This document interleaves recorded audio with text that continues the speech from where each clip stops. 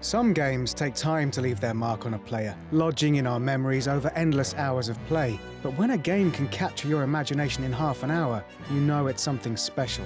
Papers, Please puts you in the shoes of a border control official working for the glory of Artotzka, a fictitious nation trapped between an oppressive regime and its own justified fears of the outside world.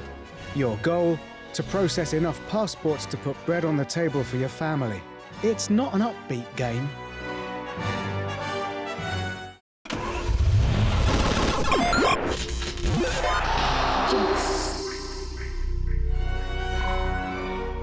From the instant the title begins to stomp up the screen, synthesized horns marching in step, it's clear that Papers, Please has one hell of a sense of style.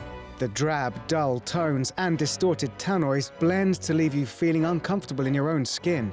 Checking passports requires flipping through a handbook to check issuing offices, comparing dates and dragging documents across your tiny desk to be stamped.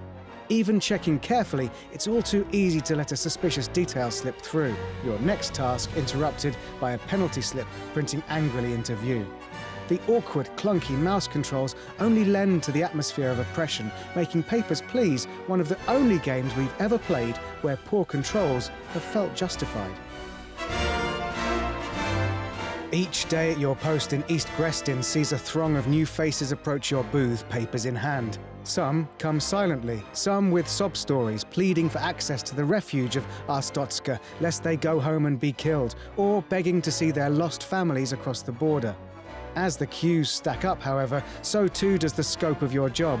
At first, you're just checking dates and faces. Then, things take a violent turn, and you're instructed to inspect entry tickets, work permits, ID cards. Suspicious persons are to be detained, to be hauled off by faceless guards. The documents stack up, and your workflow struggles. As new requirements for checking documentation slow you down, your salary takes a dip. The simple end-of-day menu asks you to buy food and heat for your family living in the Class 8 dwelling you've been appointed. Fail to work fast enough, and they'll starve or freeze. It's depressing, frustrating, tiresome. From your viewpoint behind the desk, their comfort is your only incentive to keep working. And it is work.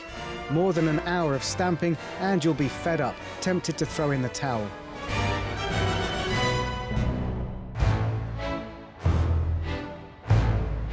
For some, this dystopian grind just won't appeal. Slogging through the same mundane tasks, surrounded by tragedy, it's not traditional game material. But that experimentation is what makes the game unique. You'll start off ready to face down the challenges ahead of you to beat the game, but your enthusiasm is rapidly turned into a weary desire just to see it through. As the best films are often hard to watch, this game is sometimes hard to play.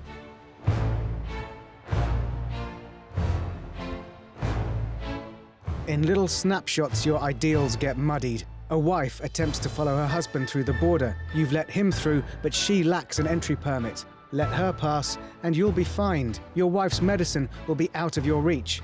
Refuse her entry, and she'll drift off into the unknown. Your imagination, soaked into the concrete palette of Artotzka, is left to conjure up her fate. Different players will make different choices, but it doesn't really matter. Papers, Please is about letting people down.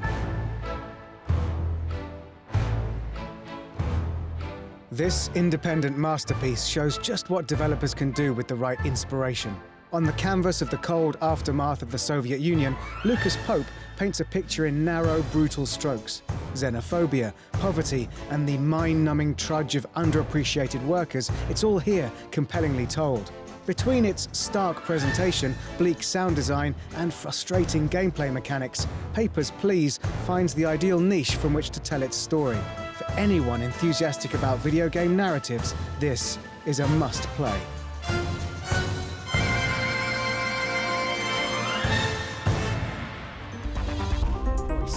Finally, we recommend sticking to other sidewinders, eagles, and haulers at first. Taking on a ship worth millions of credits isn't a great career move. That said, Ship Insurance offers a replacement ride at a very low cost, so don't be too afraid